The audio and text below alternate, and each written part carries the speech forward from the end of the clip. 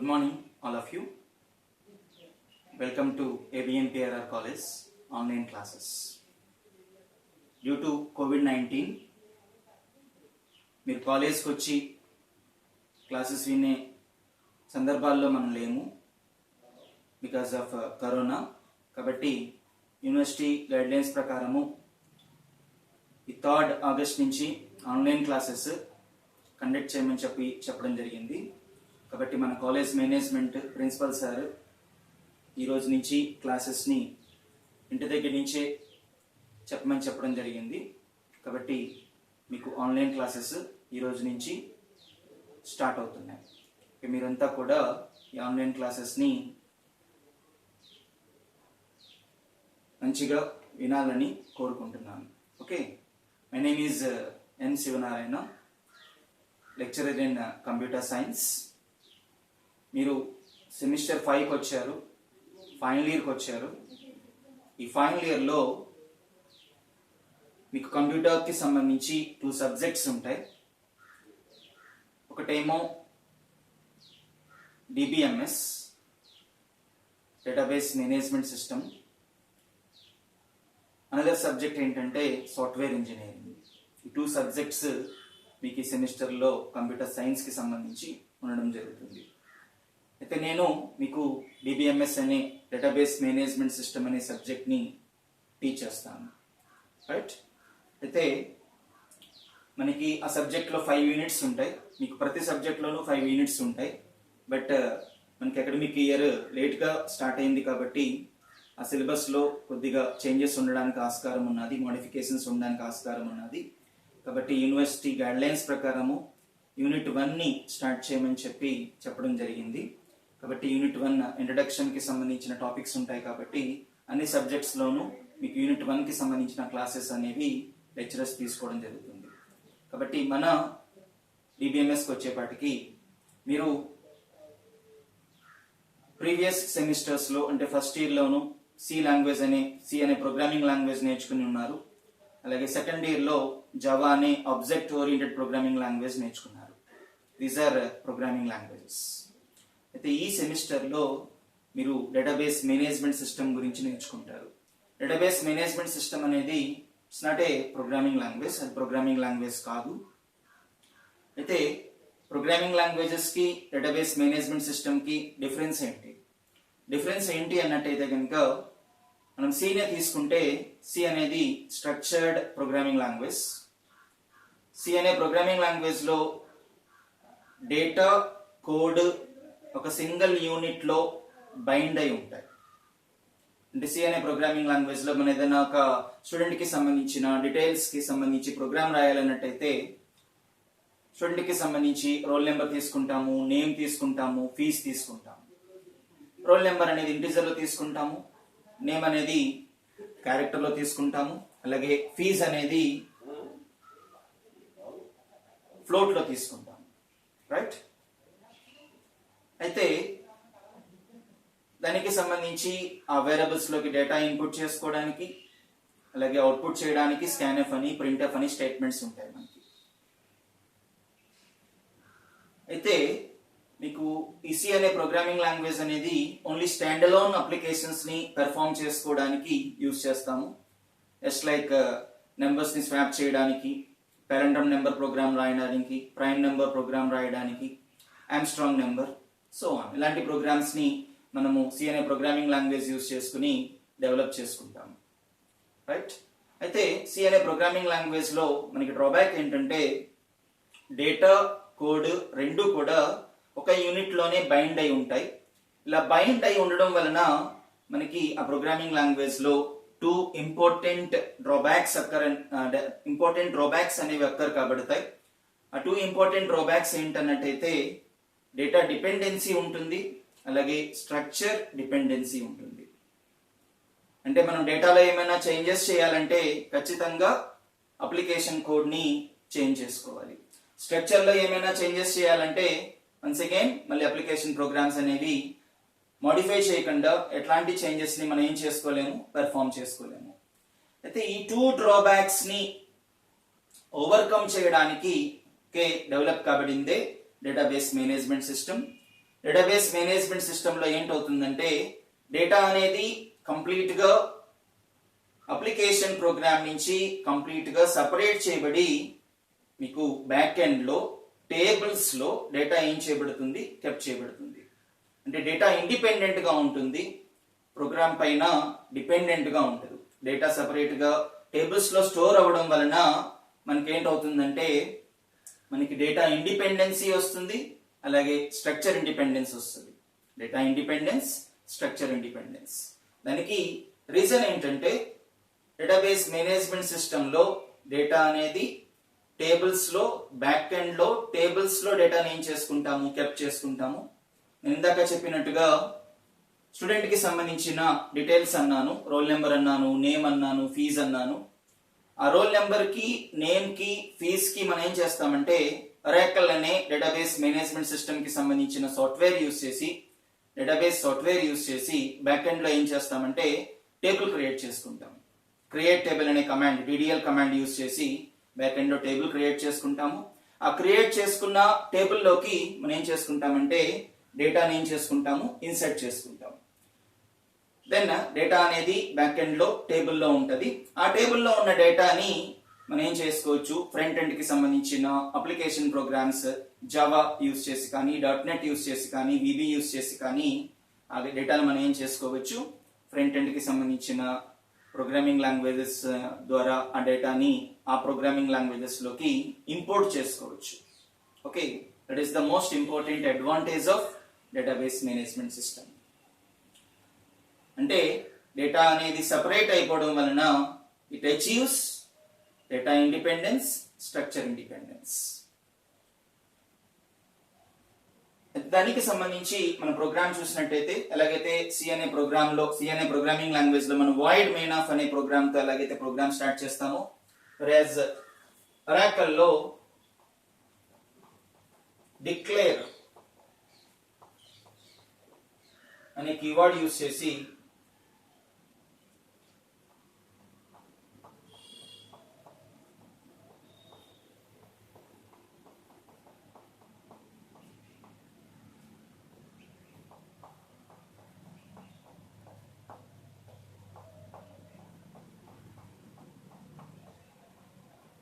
ఈ statement meaning ఏంటంటే v_srno అనేది ఒక PLSQL వేరియబుల్ నేమ్, స్టూడెంట్ అనేది మన బ్యాక్ ఎండ్ లో క్రియేట్ చేసుకున్న టేబుల్. ఆ స్టూడెంట్ టేబుల్ లో SRNO అనే కాలమ్ కి సంబంధించిన డేటాని మనం ఏం చేస్తున్నాము, డేటాకి v_srno అనే వేరియబుల్ నేమ్ ని తీసుకుంటున్నాము. పర్సెంట్ టైప్ అనేది ఏం చెప్తుందంటే ఇది యాంకర్ డేటా టైప్. ఇది అంటే మీన్స్ బ్యాక్ ఎండ్ లో SRNO కి ఏ డేటా టైప్ తీసుకున్నామో అదే డేటా టైప్ v_srno కి కూడా మనకి ఏంటవుతుంది, అసోసియేట్ అవుతుంది. రైట్. దెన్ అలానే రిమైనింగ్ sname కి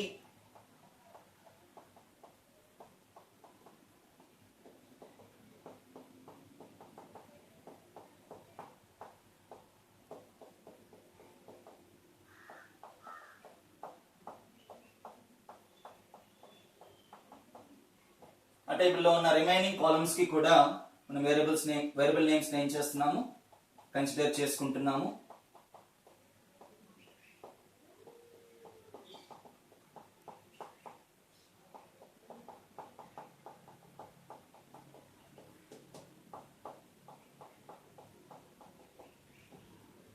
దెన్ బిగిన్ అనే ఎగ్జిక్యూషన్ సెక్షన్ Oracle లో బిగిన్ తో స్టార్ట్ అవుతుంది. దెన్ సెలెక్ట్ స్టేట్మెంట్ యూజ్ చేసి నేనేం చేస్తున్నాను, ఆ సెలెక్ట్ స్టేట్మెంట్ లో ఏ కాలమ్స్ లో అయితే డేటా ఉన్నదో ఆ కాలమ్స్ లో ఉన్న డేటాని PLSQL వేరియబుల్స్ లోకి ఏం చేసుకుంటున్నాను, స్టోర్ చేసుకుంటున్నాను, ఇంపోర్ట్ చేసుకుంటున్నాను. ఇంటూ అని కీవర్డ్ యూజ్ చేస్తాము.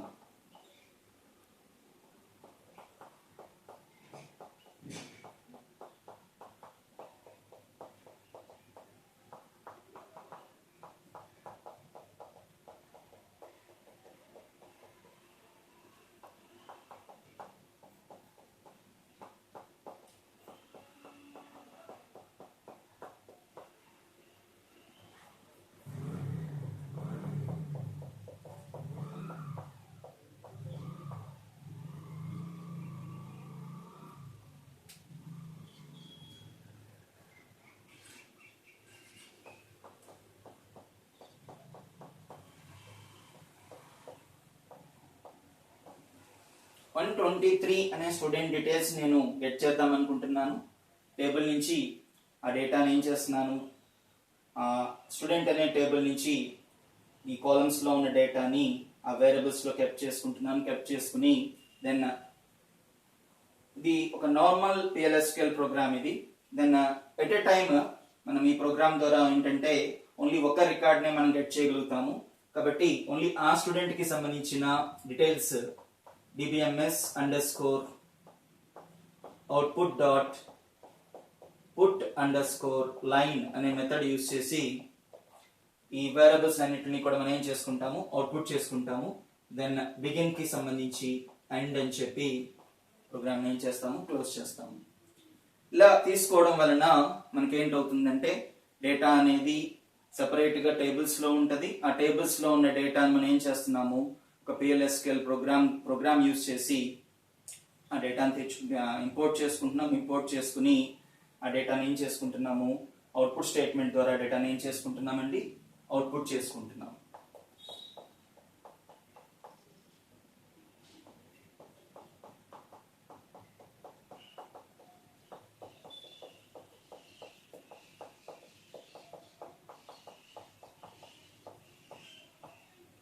ఈ ప్రోగ్రామ్ చెప్పడంలో నా ఉద్దేశం ఏంటంటే సింపుల్ గా మీకు ప్రోగ్రామింగ్ లాంగ్వేజెస్ కి డేటాబేస్ మేనేజ్మెంట్ సిస్టమ్ కి డిఫరెన్స్ చెప్పాలి అనే ఉద్దేశంతోనే ఈ ప్రోగ్రామ్ చెప్పడం జరిగింది మీకు.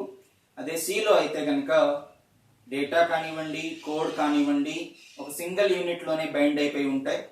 రాజ్ డేటాబేస్ మేనేజ్మెంట్ సిస్టమ్కి వచ్చేసరికి డేటా మనం ఏం చేసేసేయచ్చు, సపరేట్ చేసేసేయచ్చు.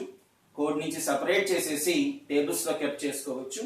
ఆ టేబుల్స్ లో కెప్ట్ చేసుకున్న డేటాని మన సందర్భానుసారంగా ఏం చేసుకోవచ్చు, ఆ డేటాని PLSQL ప్రోగ్రామ్స్ యూజ్ చేసి ఆ ప్రోగ్రామ్స్ లోకి ఆ డేటాని, టేబుల్లో ఉన్న డేటాని ఇంపోర్ట్ చేసుకుంటాము. దెన్ ఆ PLSQL కి సంబంధించిన procedure name, function name, front end కి సంబంధించిన అప్లికేషన్ ప్రోగ్రామ్ కి కనుక ఆ ప్రొసీజర్ నేమ్, ఫంక్షన్ నేమ్ చెప్పినట్టయితే కనుక ఫ్రంట్ ఎండ్ అప్లికేషన్ ప్రోగ్రామ్ లో కోడింగ్ లో ఆ ప్రొసీజర్ నేమ్ ని, ఆ ఫంక్షన్ నేమ్ ని వాళ్ళు కాల్ చేస్తూ ఆ టేబుల్లో ఉన్న డేటాని ఏం చేసుకుంటారు, ఇంపోర్ట్ చేసుకుంటారు. ఇంపోర్ట్ చేసుకోవడం ద్వారా ఆ డేటా పైన వాళ్ళు ఆపరేషన్స్ ని, మ్యానిపులేషన్స్ ని పెర్ఫార్మ్ చేస్తారు. Right, like that database management system use చేయడం వలన మనకి ఏంటి వస్తుందంటే డేటా ఇండిపెండెన్స్ వస్తుంది, స్ట్రక్చర్ ఇండిపెండెన్స్ వస్తుంది. కాబట్టి ప్రోగ్రామింగ్ లాంగ్వేజెస్ కి డేటాబేస్ మేనేజ్మెంట్ సిస్టమ్ కి ద మోస్ట్ ఇంపార్టెంట్ డిఫరెన్స్ ఏంటంటే ప్రోగ్రామింగ్ లాంగ్వేజెస్ లో మనకి డేటా డిపెండెన్స్ ఉంటది, స్ట్రక్చర్ డిపెండెన్స్ ఉంటది. వెరాజ్ డేటాబేస్ మేనేజ్మెంట్ సిస్టమ్ లో మనకి ఏంటి ఉంటుందంటే డేటా ఇండిపెండెన్స్ ఉంటది, స్ట్రక్చర్ ఇండిపెండెన్స్ ఉంటది. అంటే మీన్స్ డేటాలో మనం ఏదైనా మోడిఫికేషన్స్ చేయాలంటే, ప్రోగ్రామింగ్ లాంగ్వేజెస్ లో డేటాలో ఏమైనా మోడిఫికేషన్స్ చేయాలంటే ఖచ్చితంగా అప్లికేషన్ ప్రోగ్రామ్ అనేది మోడిఫై చేయకుండా డేటాలో మోడిఫికేషన్స్ జరగవు. అలాగే స్ట్రక్చర్ లో ఏమైనా డేటా టైప్ లో ఏదైనా చేంజెస్ చేసుకోవాలన్నా అప్లికేషన్ ప్రోగ్రామ్ లో మోడిఫికేషన్స్ చేసుకోకుండా మనం ఆ మోడిఫికేషన్స్ ని పెర్ఫార్మ్ చేయలేము. వెరాజ్ డేటాబేస్ మేనేజ్మెంట్ సిస్టమ్ లో డేటా అనేది సపరేట్ గా టేబుల్స్ లో ఉంటది కాబట్టి మనం ఏం చేసుకోవచ్చు, SQL కమాండ్స్ యూజ్ చేసి మనం ఏం చేసుకోవచ్చు, డేటాలోనూ మోడిఫికేషన్స్ పెర్ఫార్మ్ చేసుకోవచ్చు, స్ట్రక్చర్ లోనూ మోడిఫికేషన్స్ పెర్ఫార్మ్ చేసుకోవచ్చు. మనకు అవసరం లేని కాలమ్స్ ని రిమూవ్ చేసుకోవచ్చు. మళ్ళీ అడిషనల్ గా ఏమైనా కాలమ్స్ కావాలంటే యాడ్ చేసుకోవచ్చు. వాటికంటూ సపరేట్ గా మనకి ఏంటుంటాయి, SQL కమాండ్స్ ఉంటాయి. ఆ SQL కమాండ్స్ ద్వారా మనం డేటాలో చేంజెస్ చేసుకోవచ్చు, స్ట్రక్చర్ లో కూడా చేంజెస్ చేసుకోవచ్చు. కాబట్టి డేటాబేస్ మేనేజ్మెంట్ సిస్టమ్ అనేది మనకి ఏంటంటే nothing but it consists of data independence ని కన్సిస్ట్ చేస్తుంది, స్ట్రక్చర్ ఇండిపెండెన్స్ ని కన్సిస్ట్ చేస్తుంది. Then coming to the definition, database full form మీకు తెలిసింది. డేటాబేస్ DBMS అంటే డేటాబేస్ మేనేజ్మెంట్ సిస్టమ్ అని. ద డెఫినిషన్ చూసినట్టయితే డేటాబేస్ మేనేజ్మెంట్ సిస్టమ్ లో మీకు ఏంటి ఉంటుందంటే it consists of inter related డేటాని కంటైన్ చేస్తుంది. ఆ ఇంటర్ రిలేటెడ్ డేటాని యాక్సెస్ చేయడానికి మనకి ఏంటి ఉంటాయంటే సెట్ ఆఫ్ ప్రోగ్రామ్స్ ఉంటాయి. ఆ సెట్ ఆఫ్ ప్రోగ్రామ్స్ ఏం చేస్తాయంటే ఆ ఇంటర్ రిలేటెడ్ డేటాని ఏం చేస్తాయి, యాక్సెస్ చేస్తాయి.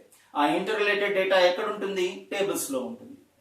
ఆ టేబుల్స్ లో ఉన్న డేటాని యాక్సెస్ చేయడానికి we are having some application programs. ఆ ఇంటర్ రిలేటెడ్ డేటాని మనం ఏమంటామంటే డేటాబేస్ అంటాం. ఆ డేటాబేస్ అనేది ఒక ఆర్గనైజేషన్ కి సంబంధించిన డేటాని ఏం చేస్తుంది, అది కంటైన్ చేస్తుంది.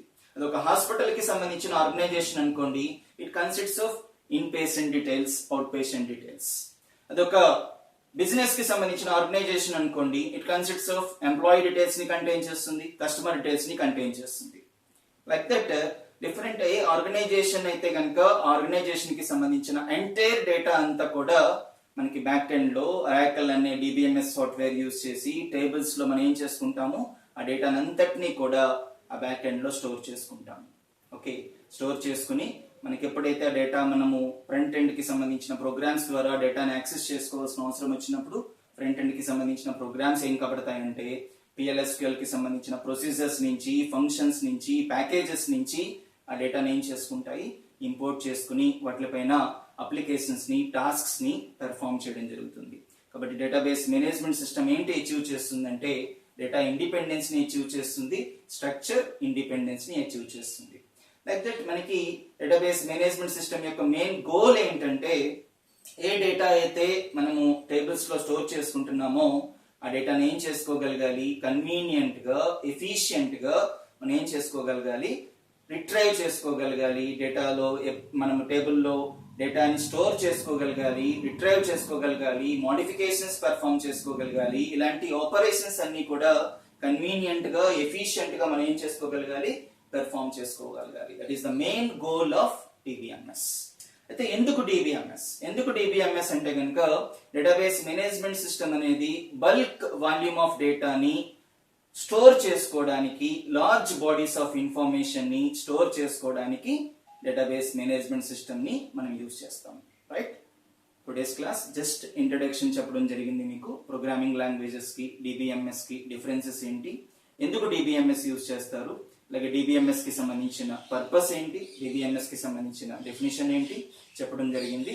మీకు ఈ కంటెంట్ కి సంబంధించిన, ఈ టాపిక్ కి సంబంధించిన ఇన్ఫర్మేషన్ మీకు ఒక మెటీరియల్ వైజ్ గా మీకు ఏం చేయడం జరుగుతుంది, PDF లో కానీ వర్డ్ ఫార్మాట్ లో కానీ వాట్సాప్ గ్రూప్స్ కి పంపించడం జరుగుతుంది. Right, thank you. Stay home and save lives.